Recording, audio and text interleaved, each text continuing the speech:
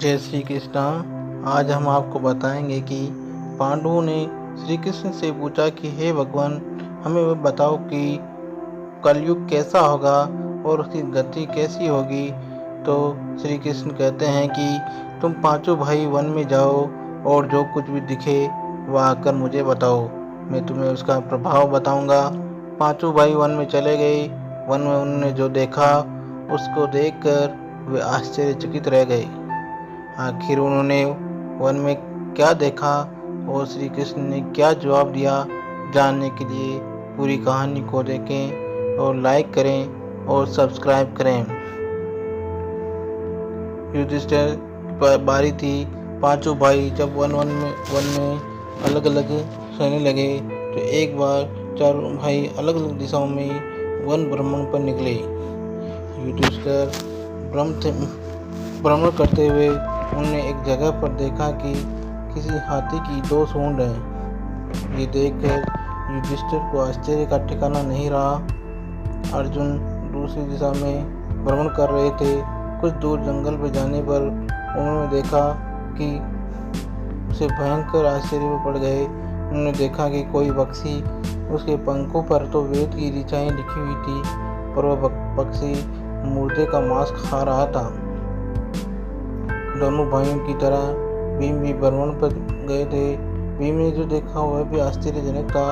उन्होंने देखा कि गाय ने बछड़े को जन्म दिया है।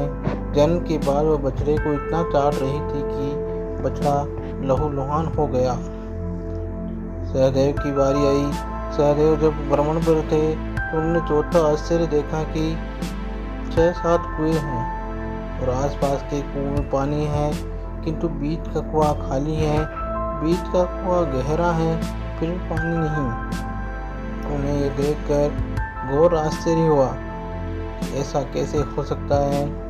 नकुल भी भ्रमण पर थे, तब उन्होंने एक आश्चर्य की घटना देखी। नकुल ने देखा कि एक पहाड़ के ऊपर से एक बड़ी सी शिला लुढ़कती हुई आती है और वो कितने ही वृक्षों को टकराकर उनको नीचे गिराते हुए आगे बढ़ रही थी। विशालकाय वृक्षों से भी उसे रोका न जा सका। इसके अलावा कितनी ही अन्य शिलाओं के साथ टकराई, फिर भी वह रुकी नहीं। अंत में एक अत्यंत छोटे से पौधे के स्पर्श होते ही वह स्थिर हो गई। पांचों भाइयों ने अपने देखे हुए सारे दृश्य की चर्चा की और शाम को श्री कृष्ण को अपने अनुभव सुनाए। सबसे पहले युधिष्ठिर ने कहा कि मैंने तो पहली बार 2 सूंड वाला हाथी देखा। ये मेरे लिए बहुत आश्चर्यजनक था। तब श्री कृष्ण कहते हैं कि हे धर्मराज, अब तुम कलयुग की सुनो। कलयुग में ऐसे लोगों का राज्य होगा जो दोनों ओर से शोषण करेंगे, बोलेंगे कुछ और करेंगे कुछ और, मन में कुछ और कर्म में कुछ और। ऐसे ही लोगों का राज्य होगा, इसे तुम पहले राज्य कर लो। युधिष्ठिर के बाद अर्जुन ने कहा कि मैंने जो देखा हुआ तो इससे भी कहीं ज़्यादा आश्चर्यजनक था। मैंने देखा कि एक पक्षी के पंखों पर वेद की ऋचाएं लिखी हुई है और वो पक्षी मुर्दे का मांस खा रहा है। तब श्री कृष्ण कहते हैं कि इसी प्रकार कलयुग में ऐसे लोग रहेंगे जो बड़े ज्ञानी और ध्यानी होंगे। वे ज्ञान की चर्चा तो करेंगे, लेकिन उनके आचरण राक्षसों जैसे होंगे। बड़े पंडित और विद्वान कहलाएंगे, किंतु वे यही देखते रहेंगे कि कौन सा मनुष्य मरे और हमारे नाम की संपत्ति कर जाए। ये अर्जुन, संस्था के व्यक्ति विचारेंगे कि कौन सा व्यक्ति मेरे लिए और संस्था में हमारे नाम हो जाए। हर जाति धर्म के प्रमुख पद पर बैठे विचार करेंगे कि कब इसका श्राद्ध हो, कौन कब किस पद पर से हटे और हम उस पर चढ़े। चाहे कितने भी बड़े लोग होंगे, किंतु उनकी दृष्टि तो धन और पद के ऊपर ही रहेगी। ऐसे लोगों की बहुतायत होगी। कोई विरल संत पुरुष ही होगा।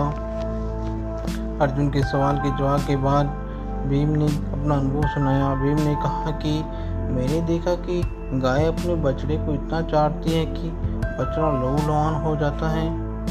तब श्री कृष्ण कहते हैं कि कलयुग का मनुष्य शिशुपाल हो जाएगा। कलयुग में बालकों के लिए ममता के कार्य इतना करेगा कि उन्हें अपने विकास का अवसर ही नहीं मिलेगा। मोह माया में ही घर बर्बाद हो जाएगा। किसी का बेटा घर छोड़कर साधु बनेगा तो हजारों व्यक्ति दर्शन करेंगे। किंतु यदि अपना बेटा साधु बनता होगा तो रोएंगे कि मेरे बेटे का ये क्या हो गया। इतनी सारी ममता होगी कि उसे मोह माया और परिवार में ही बंद कर रखेंगे और उसका जीवन वही खत्म हो जाएगा। अंत में बेचारा अनाथ होकर मरेगा। वास्तव में लड़के तुम्हारे नहीं हैं, वे तो बहुओं की अमानत हैं, लड़कियों की जमाई की अमानत है। तुम्हारा यह शरीर मनुष्य की अमानत है, तुम्हारी आत्मा परमात्मा की अमानत है। तुम अपने शाश्वत संबंध को जान लो, बस यही बात बहुत है। प्रेम के बाद सहदेव ने पूछा, हे श्री कृष्ण, मैंने जो देखा उसका मतलब क्या है? मैंने देखा कि 5-6 कुओं के बीच का कुआं एकदम खाली है, जबकि ऐसा कैसे संभव हो सकता है? कलयुग में धनंजय लोग उसके लड़की विवाह में, मकान के उत्सव में, छोटे बड़े उत्सवों में तो लाखों रुपए खर्च कर देंगे, किंतु पड़ोस में ही यदि कोई भूखा प्यासा होगा तो नहीं देखेंगे कि उसका पेट भरा या नहीं भरा। उनका अपना ही सगा भूख से मर जाएगा और देखते ही रहेंगे। दूसरी ओर मौज मदिरा, मांस, परमाणु सुंदरता, व्यसन में पैसे उड़ा देंगे, किंतु किसी के 2 आंसू पहुँचेंगे भी नहीं, उनकी रुचि न होगी। कहने का तात्पर्य यह है कि कलयुग में अन्न के भंडार होंगे, लेकिन लोग भूख से मरेंगे। सामने महलों बंगलों में ऐशो आराम होगा चल रहे होंगे, लेकिन पास की झोपड़ी में आदमी भूखे से मर जाएगा। एक ही जगह पर असमानता अपने चरम पर होगी। सहदेव के बाद नकुल ने श्री कृष्ण को बताया कि मैंने भी आश्चर्य देखा। वह है कि एक बड़ी सी चट्टान पहाड़ से लुढ़की, वृक्षों के तने और चट्टानों से रोक न पाए, क्योंकि एक छोटे से पौधे से टकराते हुए चट्टान रुक गई। कलयुग में मानव का मन नीचे गिरेगा, उसका जीवन पतित होगा। यह पतित जीवन धन की शिलाओं से नहीं रुकेगा, नहीं सत्ता के वृक्षों से रुकेगा, किंतु हरि के नाम से एक छोटे से पौधे से, हरि कीर्तन के एक छोटे से पौधे से मनुष्य जीवन का पतन होना जाएगा। जय श्री नारायण नारायण हरे कृष्णा।